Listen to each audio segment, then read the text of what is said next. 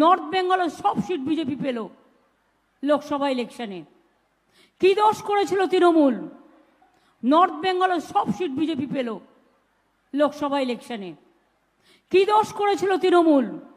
মুখ্যমন্ত্রী মমতা বন্দ্যোপাধ্যায় উত্তরবঙ্গের ফুলবাড়িতে গিয়ে এক সভায় গিয়ে বলছেন যে উত্তরবঙ্গে গতবার লোকসভায় বিজেপি সব সিট পেল। তৃণমূল কি দোষ করেছিল?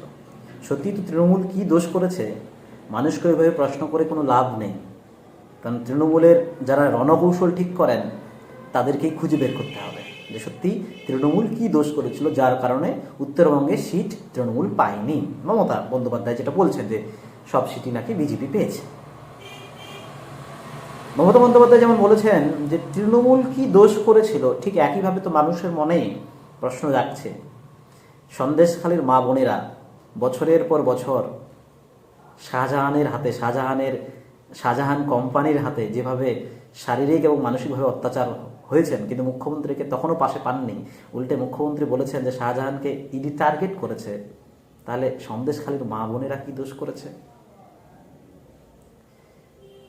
12 লাখ বিএড প্রশিক্ষণপ্রাপ্ত ছাত্রছাত্রী যারা একটা এসএলএসটি হবে বলে 8 বছর আগে এসএলএসটি হয়েছে, এখনো হয়নি, এসএলএসটি হবে বলে এখনো প্রিপারেশন চালিয়ে যাচ্ছে, তারা কি দোষ করেছে?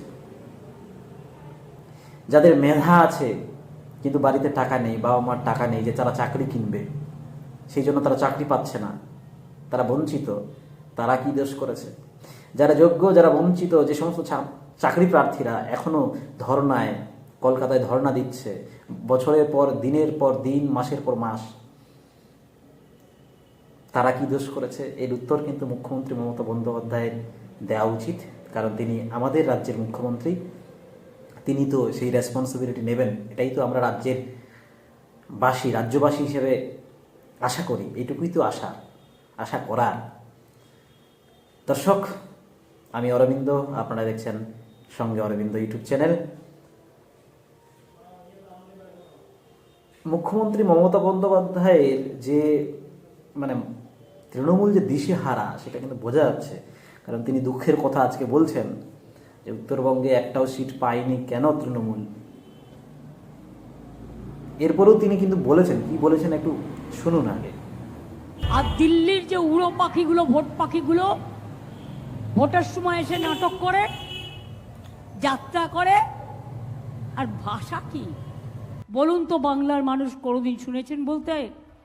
আমার দলের কেউ বললে আমি দল থেকে তাড়িয়ে দেবো। প্রধানমন্ত্রী এসে বলছেন चुनाव का बाद चुन चुन के जल में भरेंगे, और होम मिनिस्टर বলছে सबको लटके देंगे ना, কি একটা ভাষা বলেছে, উল্টে দেবো না কি যেন বলেছে।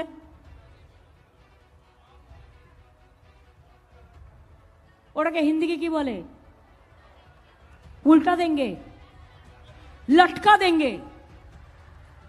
हम बोलता है झटका देंगे। संदेश करके, वो भी उसको बनाना है, प्लान करके बनाया। लेकिन जो भी बनाया, जिसको भी जो कंप्लेन था, एक भी मर्डर भी नहीं हुआ, जो भी हुआ मैंने उसको सब वापस दे दिया।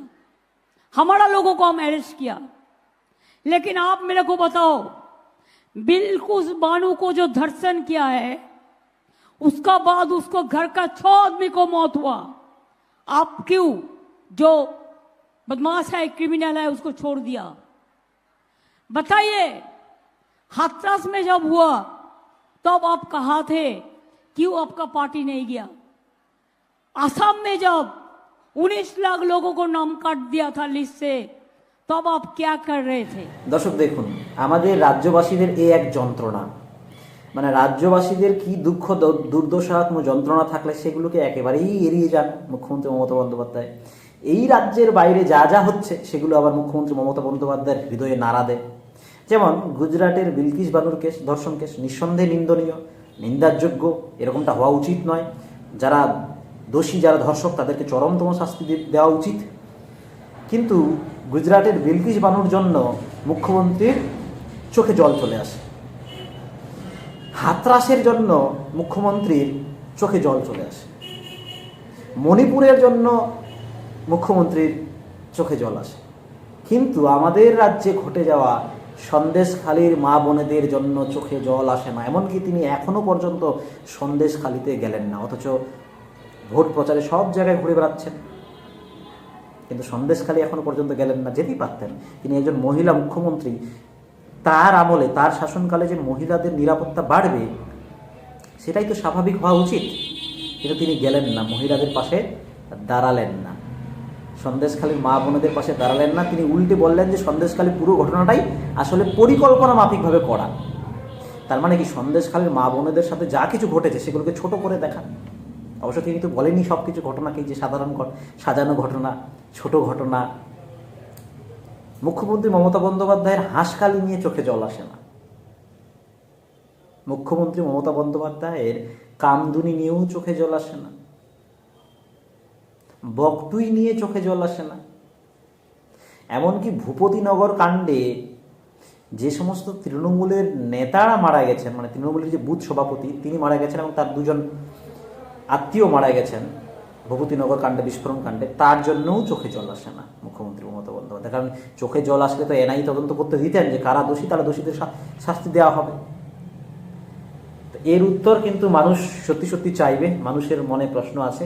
আর তিনি বলেছেন ভাষা নিয়ে, তিনি বলেছেন দেখুন প্রধানমন্ত্রী নরেন্দ্র মোদী এর আগে এসেছেন এখানে, প্রধানমন্ত্রী এ রাজ্যে ভোট প্রচারে এসে কি বলেছেন, যারা দুর্নীতিগ্রস্ত তাদেরকে চুন চুনকে জেলে ভরবে, বেছে বেছে জেলে ভরবে। এই কথাটা সত্যি তো আমাদের তৃণমূল সুপ্রিমো মুখ্যমন্ত্রী, রাজ্যের মুখ্যমন্ত্রী মমতা বন্দ্যোপাধ্যায়ের খারাপ লাগারই কথা।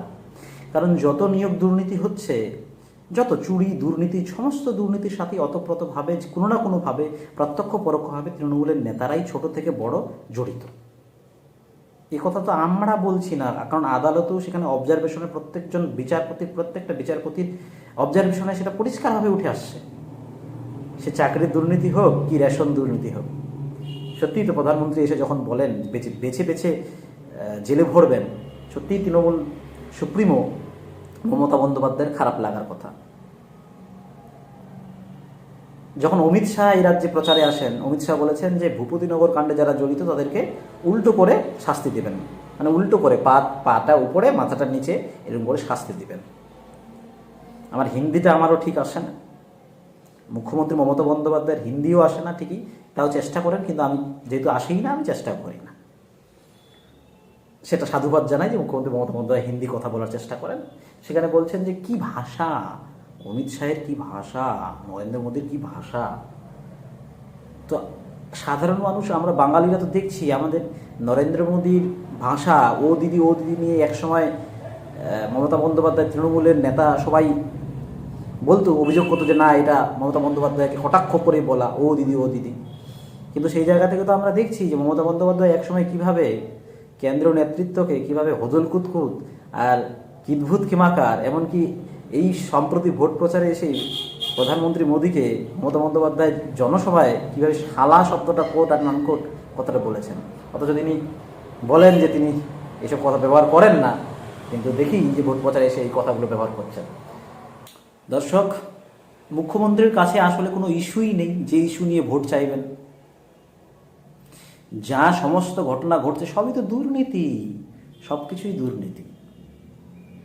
মানে মুখ্যমন্ত্রী মমতা বন্দ্যোপাধ্যায় এবং তৃণমূলকে জবাব দিতে হবে মানুষের কাছে। মানুষ জবাব চাইছে যে 2011 সালে 34 বছর সিপিএম রাজত্ব করার পর তৃণমূলকে এনেছে মানুষই তো, আমরাই এনেছি তৃণমূলকে। তাহলে আমরা তৃণমূলকে এনে কি ভুল করেছি, সাধারণ মানুষ তৃণমূলকে এনে কি ভুল করেছে, এর জবাব কিন্তু সত্যি সত্যি মানুষ চাইছে। তৃণমূলের এই জবাবটাও দেওয়া উচিত। দর্শক, আপনাদের কি মতামত এই বিষয়ে অবশ্যই জানাবেন কমেন্ট বক্সে, আর কমেন্ট বক্স খোলা রইল, আর নজর রাখবেন সঙ্গে অরবিন্দ ইউটিউব চ্যানেলে।